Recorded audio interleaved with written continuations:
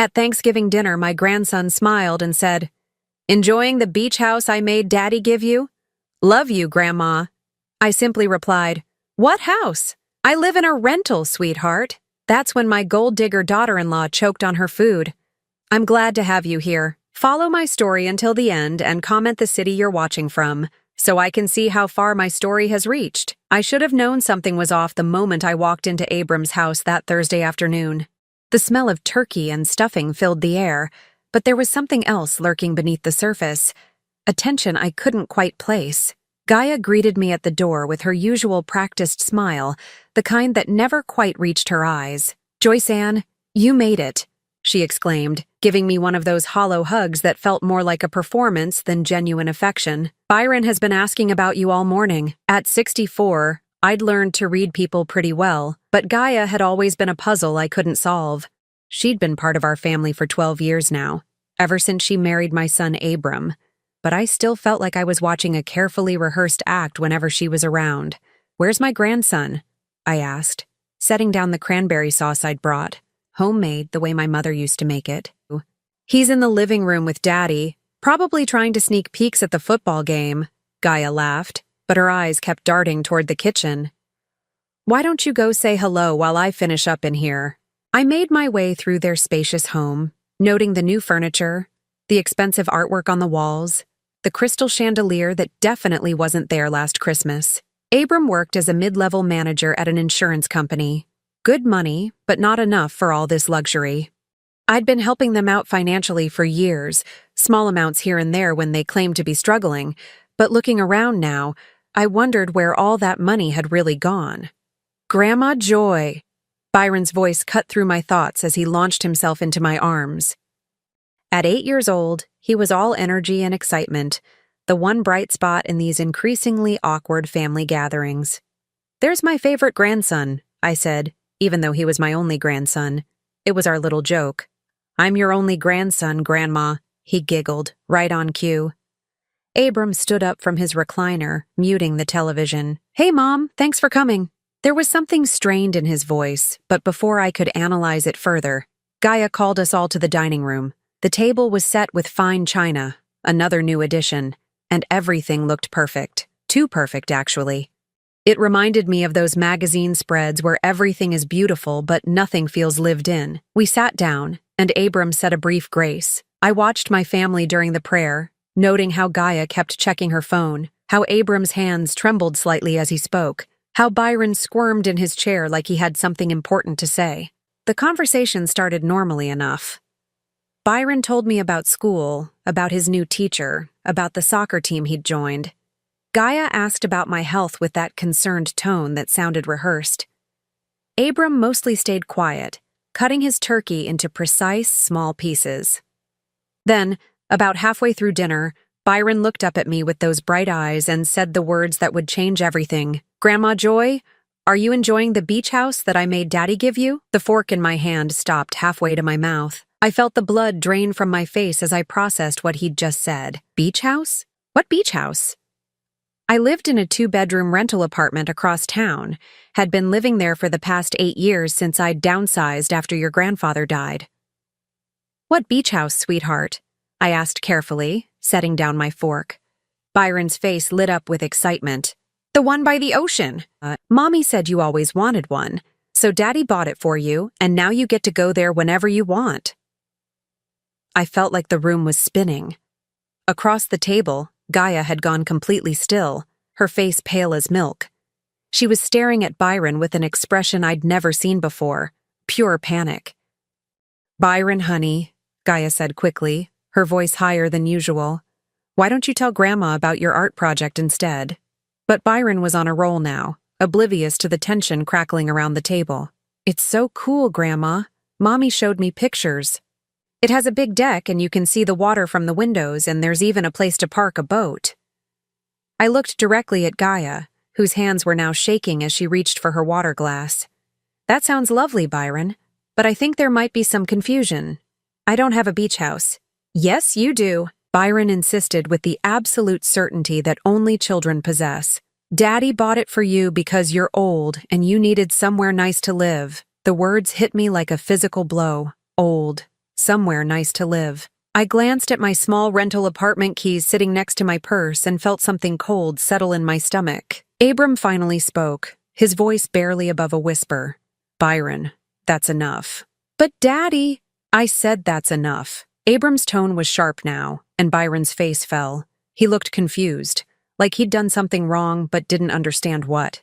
Gaia attempted a laugh, but it came out hollow and forced. Kids and their imagination, right?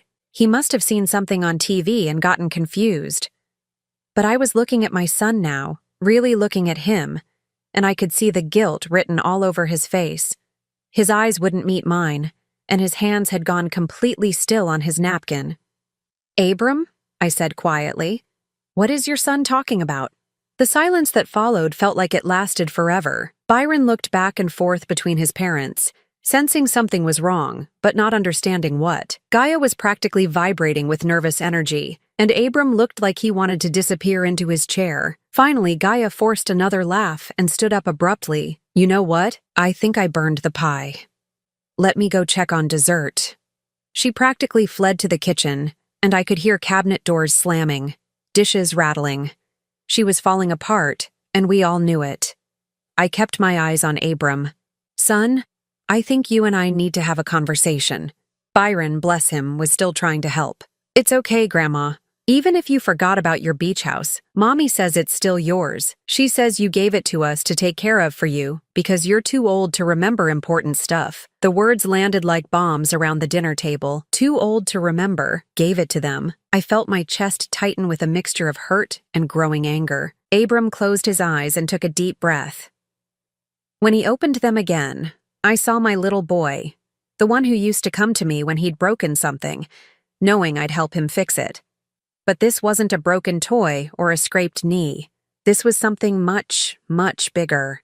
Mom, he said softly, we need to talk. The conversation I'd been dreading happened 2 days after Thanksgiving.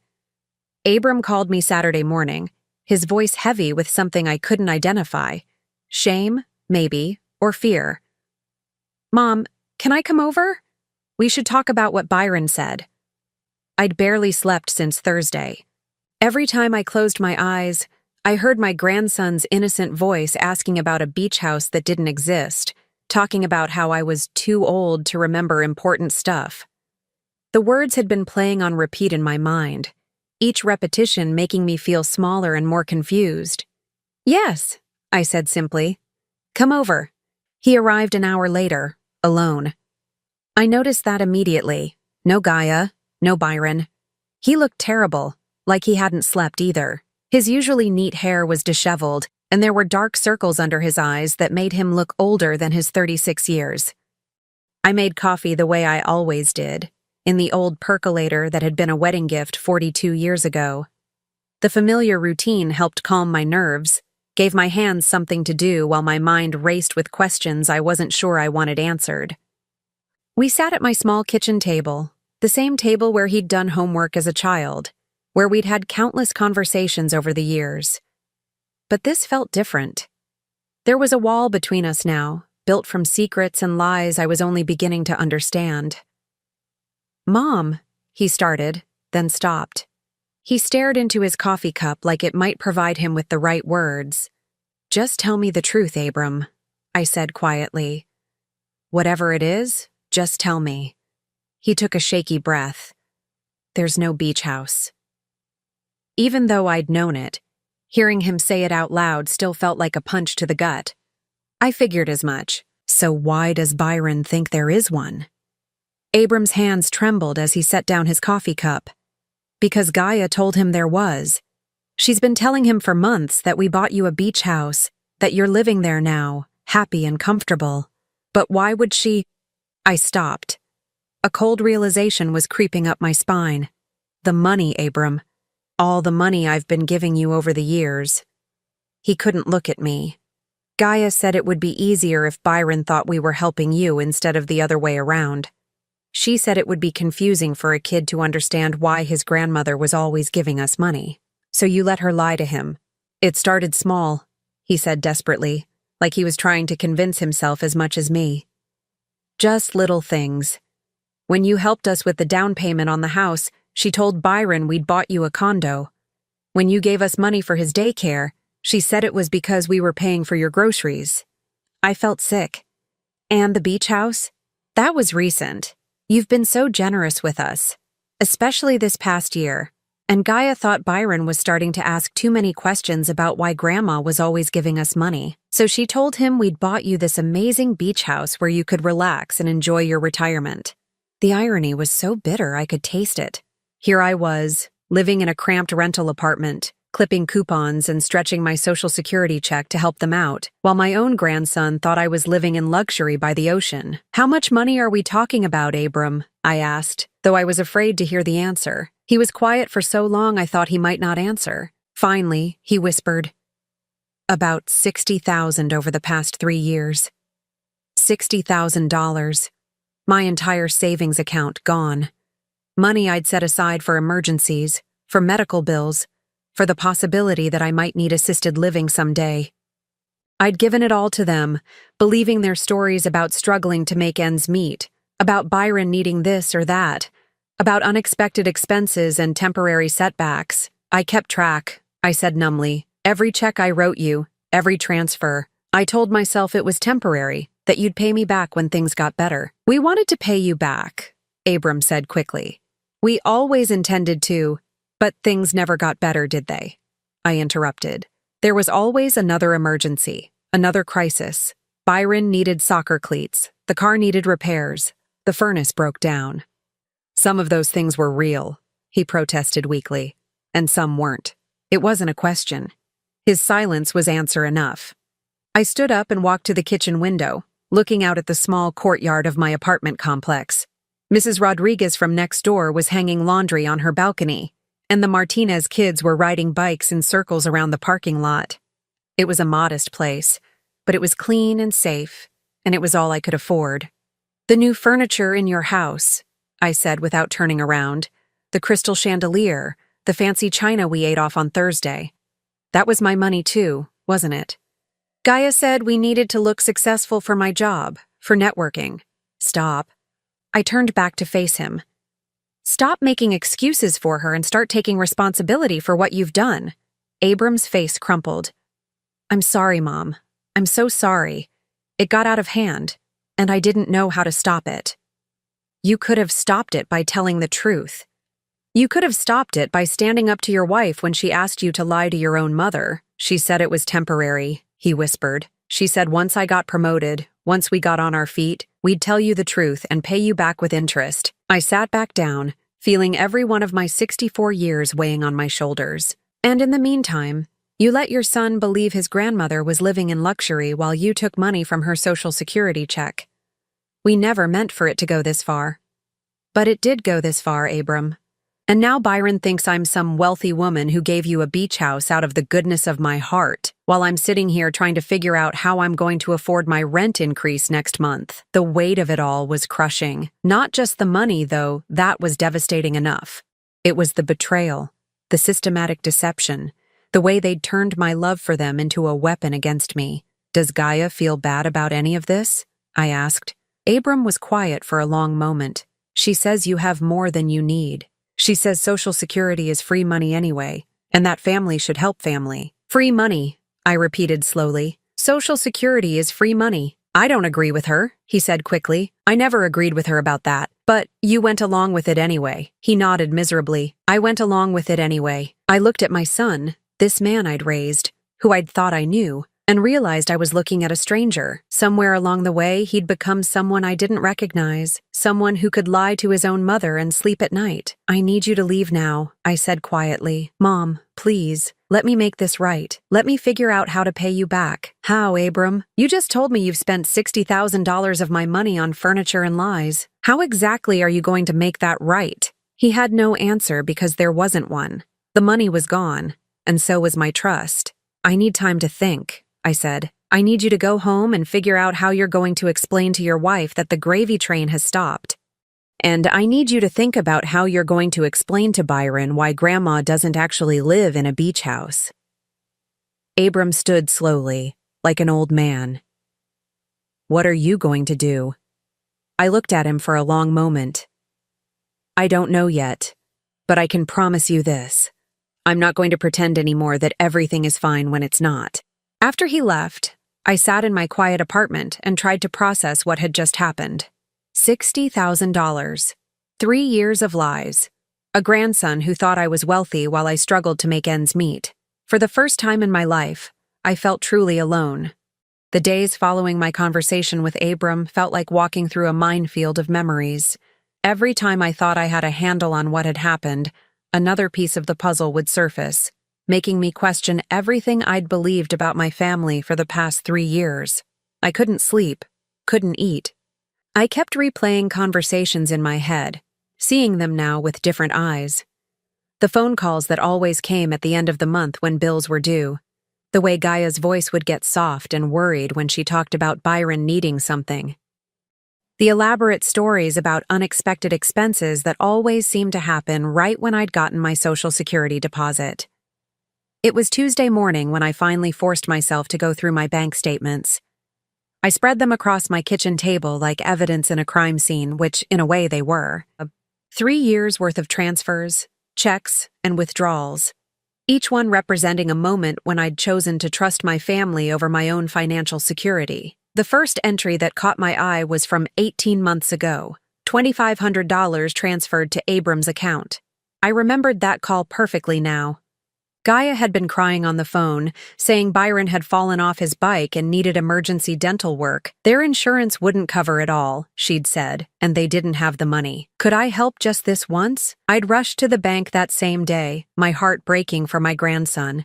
Now I wondered if Byron had even fallen off his bike, or if it was just another story crafted to pull at my heartstrings and open my wallet. Then there was the $3,000 from last Christmas. Gaia had called in tears again. This was becoming a pattern I was just now recognizing, saying the furnace had died and they needed it fixed immediately, or Byron would get sick.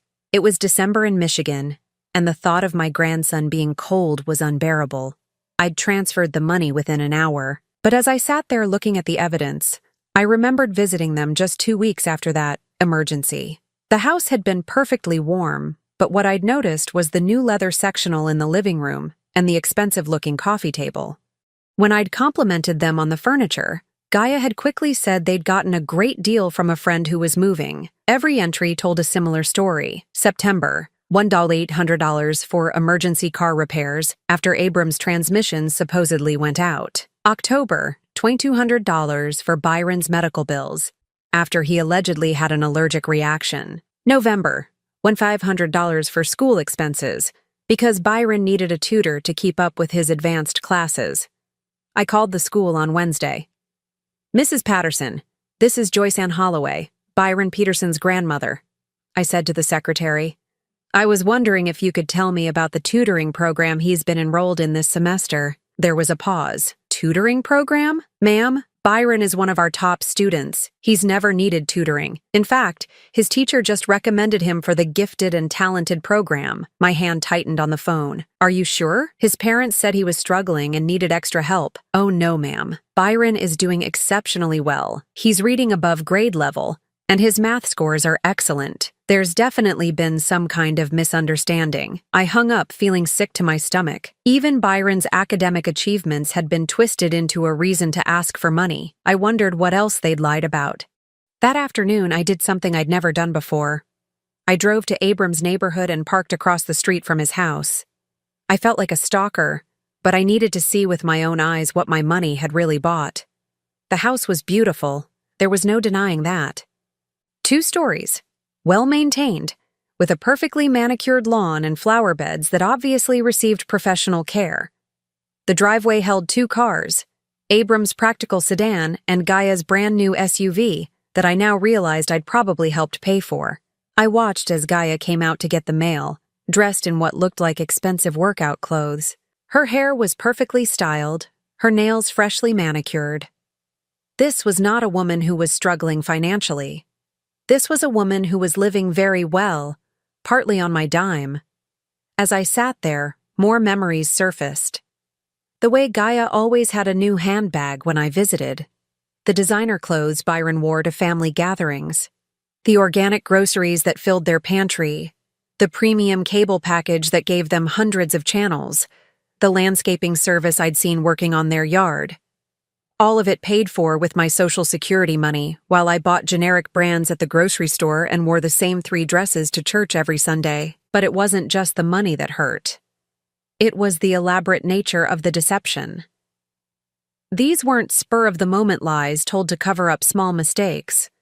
These were carefully crafted stories, designed to manipulate my emotions and extract maximum sympathy and maximum cash. I remembered last spring when Gaia had called sobbing because Byron's class was taking a field trip to Washington, D.C., and they couldn't afford to send him. All his friends were going, she'd said, and he would be devastated to be left behind.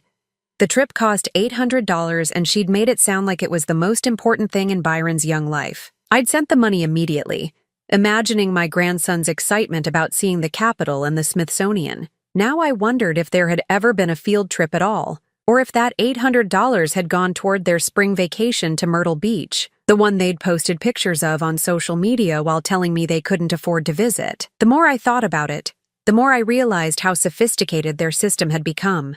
Gaia was always the one to call, always crying, always desperate. Abram would stay in the background, the reluctant husband who didn't want to ask for help, but was forced to by circumstances beyond his control. Together, they'd created this narrative where they were hardworking people who'd fallen on temporary hard times, and I was the generous grandmother who could afford to help, and I'd fallen for it completely. The worst part was realizing how they'd used Byron as their secret weapon.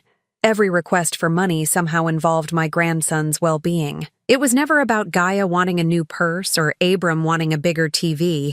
It was always about Byron needing something essential: medical care, educational support, basic necessities. They'd weaponized my love for that little boy, knowing I would never let him suffer if I could prevent it. They'd counted on my devotion to my only grandchild, my desire to be a good grandmother, my fear that saying no would somehow harm him. As I drove home that evening, I felt something I'd never experienced before, a deep, bone-deep anger that went beyond hurt or betrayal.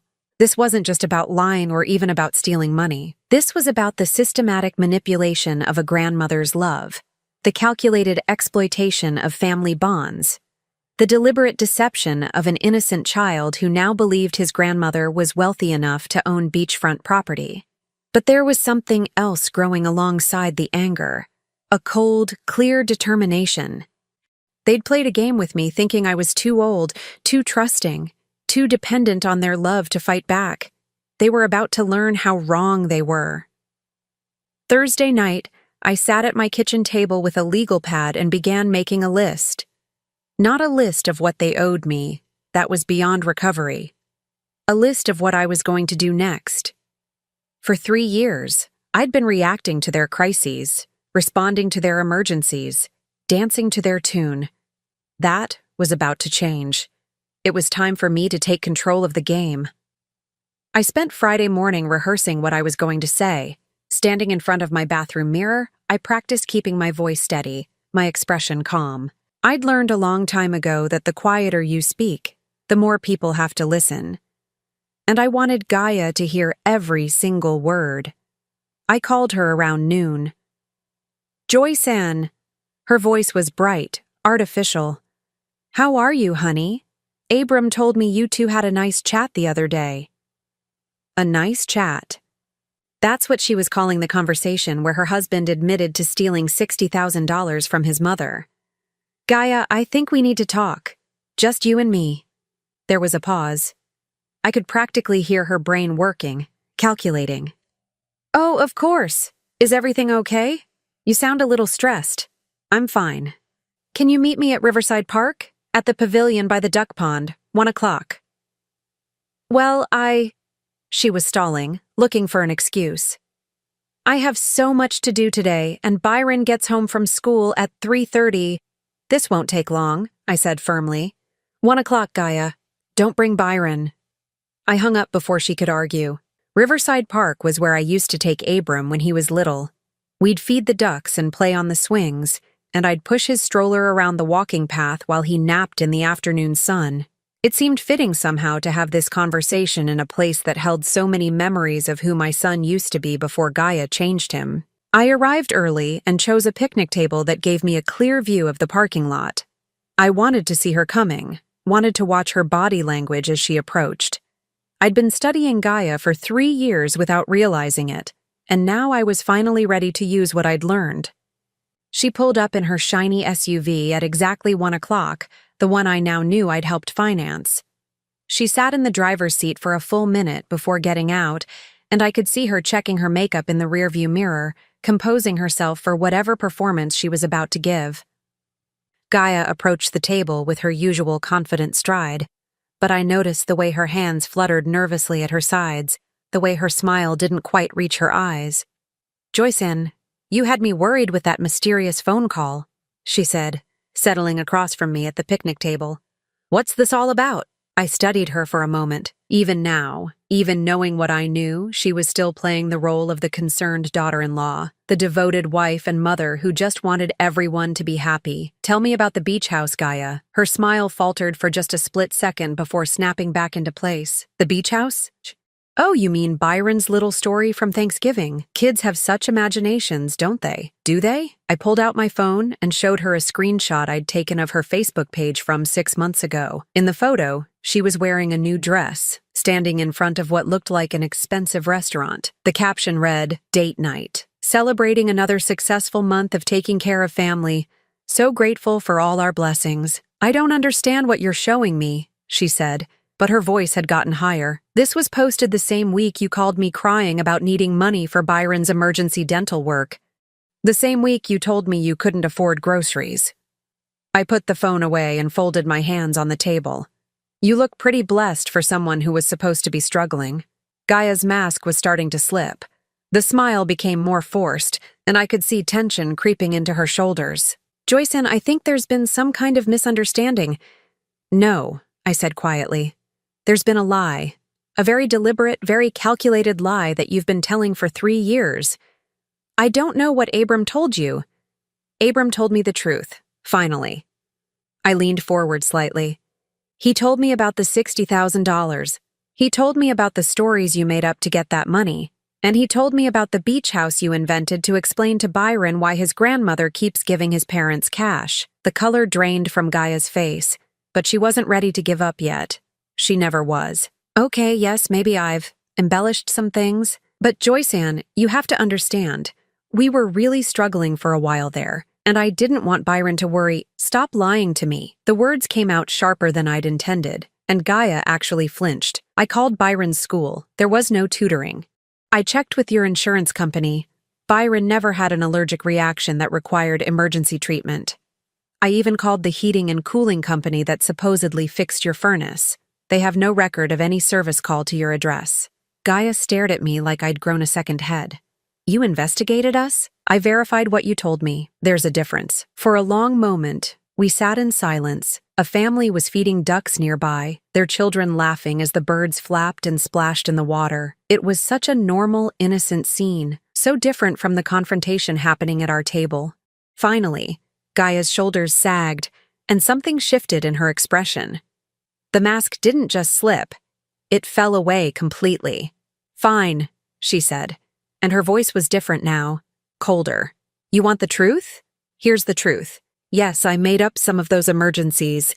Yes, I exaggerated some of the problems, but everything I did was for this family. Everything you did was for yourself." "That's not true." Her voice rose, and the family with the ducks looked over. She forced herself to speak more quietly. "Do you know how hard it is to raise a child on what Abram makes? Do you know how expensive everything is? The mortgage, the car payments, Byron's activities, his clothes, his school supplies. So, you decided to steal from his grandmother instead of adjusting your lifestyle. It's not stealing if it's family." The words burst out of her like she'd been holding them back for a long time. "You live alone in a tiny apartment. You don't have a car payment or a mortgage or a child to support. That Social Security money just sits in your account doing nothing." There it was, the real Gaia, the one who'd been hiding behind tears and sob stories for 3 years, the one who thought my Social Security was free money that I didn't deserve to keep. "That Social Security money is my retirement, Gaia. It's what I live on. It's what's supposed to take care of me when I'm too old to work." "But you're fine," she said, gesturing dismissively. You're healthy. You can take care of yourself. We needed that money for Byron's future.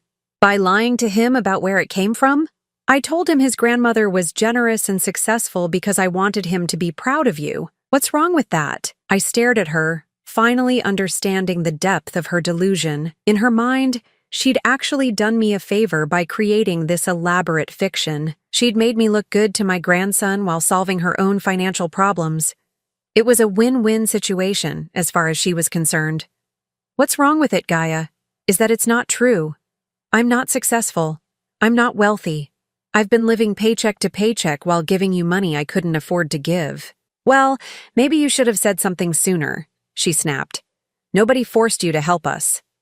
You're right, I said calmly. Nobody forced me. I chose to help because I love my son and my grandson. I chose to believe the stories you told me because I trusted my family, but that ends now. Gaia's eyes narrowed. What do you mean it ends now? I mean the Bank of Joyceann is permanently closed. No more emergencies, no more sob stories, no more money. You can't do that, she said, and there was something desperate in her voice now. We depend on that help. Byron depends on it. Byron depends on his parents to support him, not his grandmother. And if you can't support him on Abram's salary, maybe you need to get a job. I have a job. I take care of Byron and the house. That's not a job, Gaia. That's being a parent. Millions of women manage to be mothers and work outside the home. She leaned back as if I'd slapped her. I can't believe you're being so cruel. After everything we've been through as a family. Everything we've been through? I laughed, but there was no humor in it. Gaia, we've never been through anything together. You've been lying to me for 3 years. You've stolen my money, manipulated my emotions, and turned my own grandson into an unwitting accomplice in your schemes. Don't you dare bring Byron into this, she hissed. He loves you. I know he does. And I love him. Which is why I'm not going to let you continue using him as bait to hook money out of me. Gaia stood up abruptly, her chair scraping against the concrete. This isn't over, Joyceann. Abram won't let you cut us off completely. He's your son. Yes, he is. And that's the only reason I'm giving you this warning instead of calling the police. The police? She laughed, but it sounded shrill. For what? Taking money you gave us voluntarily? For fraud? For obtaining money under false pretenses? For theft by deception? I stood up too, meeting her eyes. I may be 64 years old, Gaia, but I'm not stupid. And I'm done being your victim. I turned and walked toward my car, leaving her standing by the picnic table. Behind me, I could hear her calling my name, her voice getting shriller with each repetition. But I didn't turn around. For the first time in 3 years, I felt like I was the one in control. The phone started ringing that very evening. Not my landline. Gaia wasn't stupid enough to think I'd answer that. But my cell phone, which I'd foolishly given Abram in case of emergencies. Now every unknown number felt like an invasion. I let them all go to voicemail. The first message was from Abram, his voice tight with barely controlled panic. Mom, Gaia told me what happened at the park. I think there's been a misunderstanding. Can we please talk? Please call me back. The second was from Gaia herself, all traces of her earlier anger replaced by syrupy sweetness. Joyceann, honey, I've been thinking about our conversation, and I realize I may have said some things that came out wrong. I was just stressed about money. You know how that is. Can we start over? I deleted them both without listening to the rest. Saturday morning brought a knock at my door. Through the peephole, I could see Abram standing in the hallway, shifting his weight from foot to foot like he used to do as a child when he was in trouble. I almost didn't answer, but something about the slump of his shoulders made me reconsider. Mom, he said when I opened the door. Please, can I come in? He looked terrible. His hair was unwashed, his clothes wrinkled like he'd slept in them. There were deep circles under his eyes that made him look older than his years. Is Gaia with you? No. She's at her sister's with Byron. He paused. She thought it would be better if we talked alone. I stepped aside to let him in, but I didn't offer coffee or ask him to sit down. This wasn't a social visit, and I wasn't going to pretend it was. She told me what you said yesterday, he began, standing awkwardly in my living room, about calling the police. I meant every word. Mom, You can't seriously be thinking about pressing charges against your own family.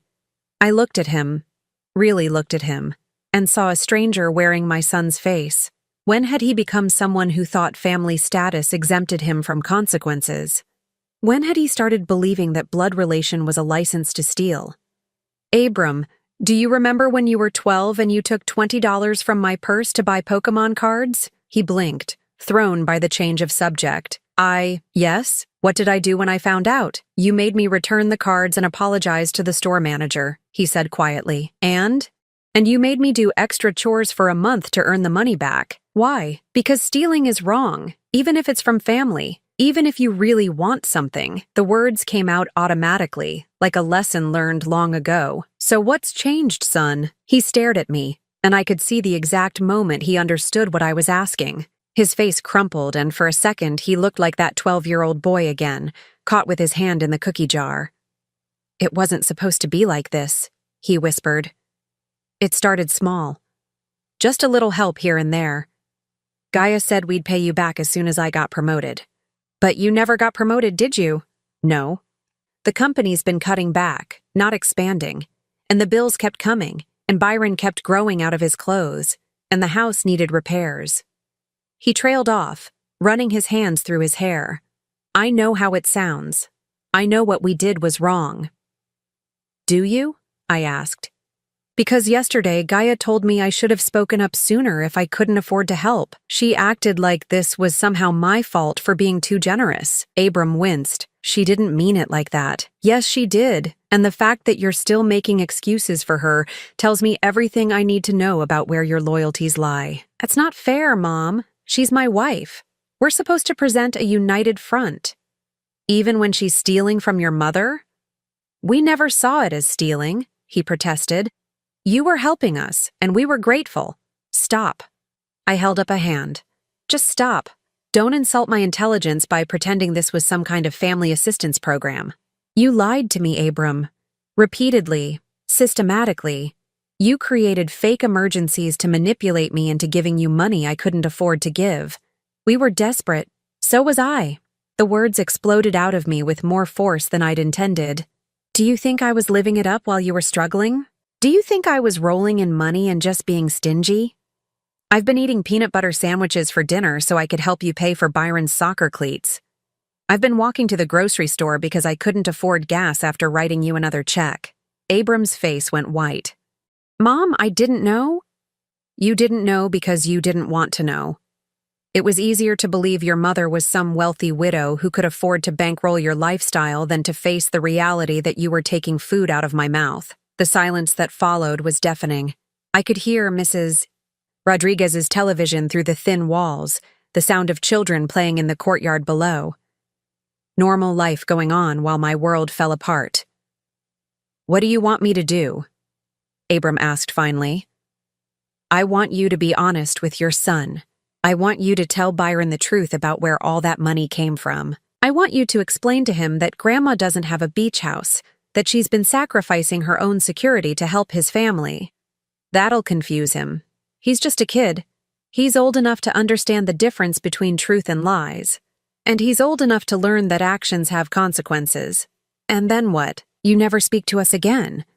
You cut Byron out of your life because of what we did? That was the question I'd been dreading, the one that had kept me awake every night since Thanksgiving. How do you punish the guilty without hurting the innocent?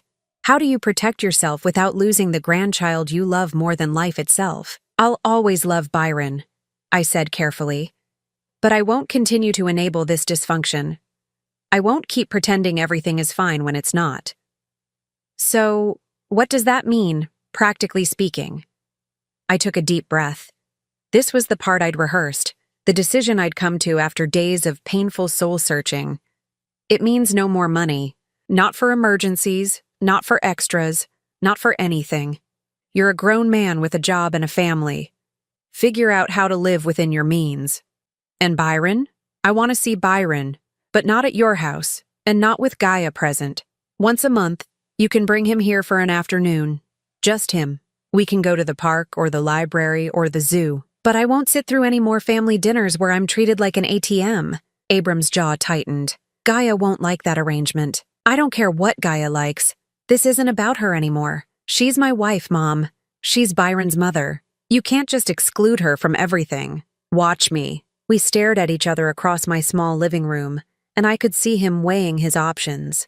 His mother or his wife, his integrity or his comfortable life, his family's respect or their continued financial support. I need to think about this, he said finally. No, you don't. You need to choose. Right here, right now. Are you going to continue enabling Gaia's manipulation and lies?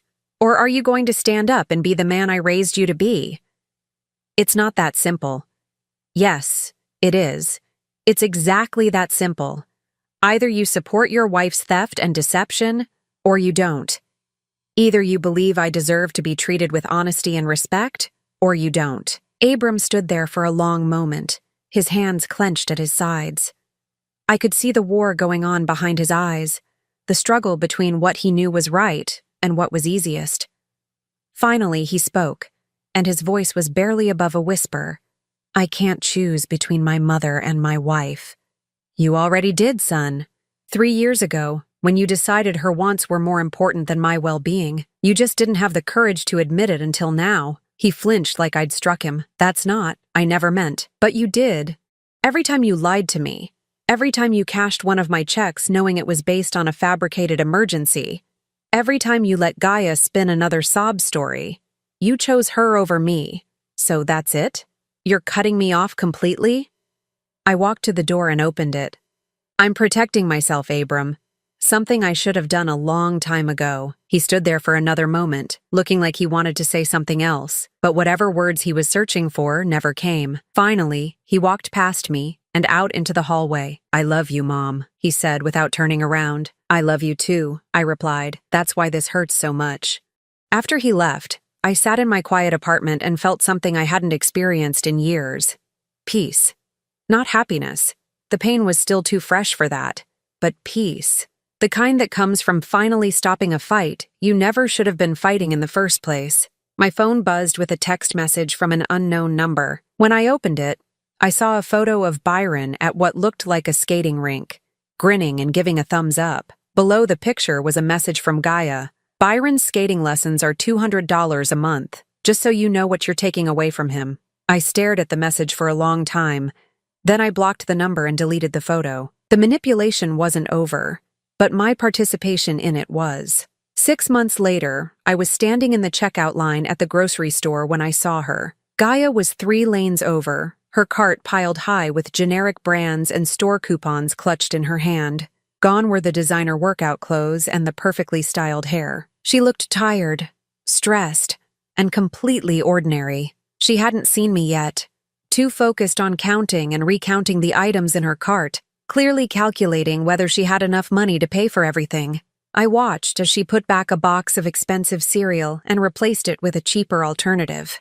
For a split second, I felt a twinge of something that might have been guilt.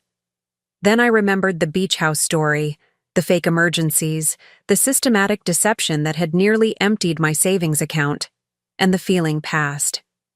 I paid for my groceries, real groceries, including fresh vegetables and meat I could finally afford again, and headed home to my apartment.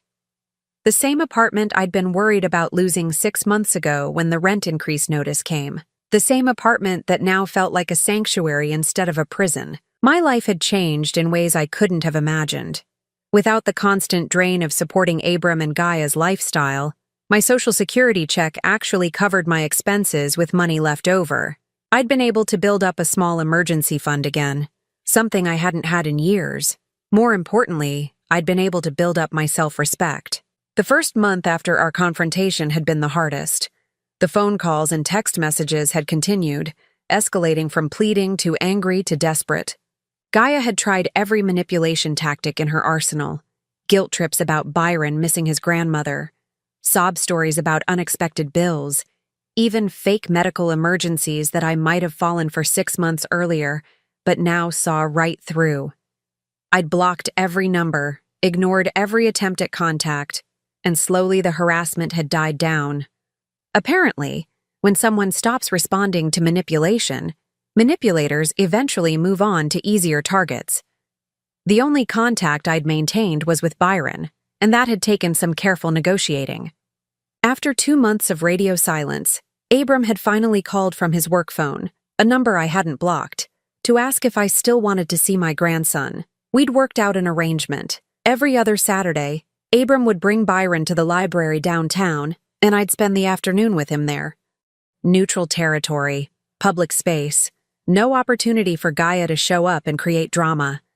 Those Saturday afternoons had become the brightest spots in my week. Byron, bless his heart, had never asked about the beach house again.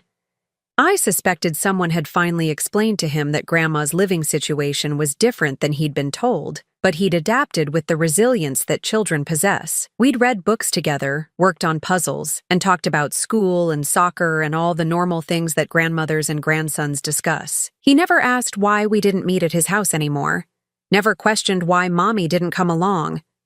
Children are remarkably good at accepting new normal when the adults in their lives present it consistently. What Byron did ask about, though, were the changes he could see in me. "Grandma Joy, you seem different," he'd said one Saturday as we worked on a dinosaur puzzle. "Different how, sweetheart? Happier, I think. Like you're not worried about stuff anymore." Out of the mouths of babes, he was right. I wasn't worried anymore. For the first time in years, I was sleeping through the night without anxiety about unexpected phone calls or demands for money I couldn't afford to give. The liberation had extended beyond just the financial relief. I'd started doing things I'd put off for years. I'd joined a book club at the community center, something I'd always wanted to do but never had time for when I was constantly managing the crises in my family's life. I'd started taking watercolor classes at the local college, using money that would have once gone toward someone else's emergency. I'd even made friends. Real friends, not family members who only called when they needed something. Margaret from the book club had become a regular coffee companion, and Dorothy from my watercolor class had invited me to join her gardening group. For the first time since my husband died 8 years ago, I felt like I had a life that belonged to me. The hardest part had been accepting that I might never have a normal relationship with Abram again. He'd made his choice that day in my apartment, choosing his wife's comfort over his mother's well-being, and I'd had to live with the consequences of that choice. But surprisingly, it had gotten easier as time passed. The initial grief had given way to something calmer, something that felt like acceptance. I'd raised him the best I could, taught him right from wrong, and given him the tools to make good decisions. What he chose to do with those tools as an adult was beyond my control. 3 months ago, I'd received an envelope in the mail with no return address. Inside was a check for $500 and a note in Abram's handwriting. "Mom, I know this doesn't make up for everything, but I wanted you to know I'm trying to do better. We both are. I hope someday we can talk again." I'd deposited the check. I wasn't too proud to accept money that was legitimately owed to me, but I hadn't responded to the note. $500 against $60,000 was a gesture, not a solution. And gestures without accountability weren't enough anymore. But it had given me hope that maybe someday, when Abram was ready to take full responsibility for what had happened, we might be able to rebuild something. Not the relationship we'd had before, that was gone forever, but maybe something honest and real. Last week, I'd received another envelope, this one with a return address I recognized. Inside was a hand-drawn picture from Byron showing the two of us at the library, surrounded by books and smiling. On the back, he'd written, "Dear Grandma Joy, I miss seeing you more, but I'm glad you're happy. Love, Byron." That picture was now framed and sitting on my kitchen table, next to the small, succulent plant Dorothy had given me from her garden. Simple things, but they represented something important. A life built on truth instead of manipulation, on genuine affection instead of financial obligation. Yesterday had marked exactly 6 months since that confrontation in the park with Gaia. To celebrate, though that seemed like the wrong word, I'd done something I hadn't been able to afford in years. I'd bought myself a small piece of jewelry, nothing fancy, just a simple silver bracelet with a charm that read strong. As I fastened it around my wrist that morning, I'd thought about everything that had brought me to this point. The lies, the betrayal, the difficult choices, and ultimately, the liberation that came from refusing to be anyone's victim. I was 64 years old, living alone in a small apartment, with a modest income and simple pleasures. By some measures, I'd lost a lot. My relationship with my son, my role as the family benefactor, my illusions about the people I loved most. But I'd gained something more valuable: my dignity. That afternoon, as I sat in my living room reading a book from the library, my phone rang. For a moment, my heart jumped. Old habits die hard. But when I looked at the screen, I saw Margaret's name. "Joyceann, are you free for dinner tonight? Dorothy and I are trying that new Italian place downtown, and we thought you might want to join us." I looked around my quiet apartment, at the life I'd built for myself, and smiled. "I'd love to," I said. And for the first time in years, I meant it completely. Now I'm curious about you who listened to my story. What would you do if you were in my place? Have you ever been through something similar? Comment below, and meanwhile, I'm leaving on the final screen 2 other stories that are channel favorites, and they will definitely surprise you. Thank you for watching until here.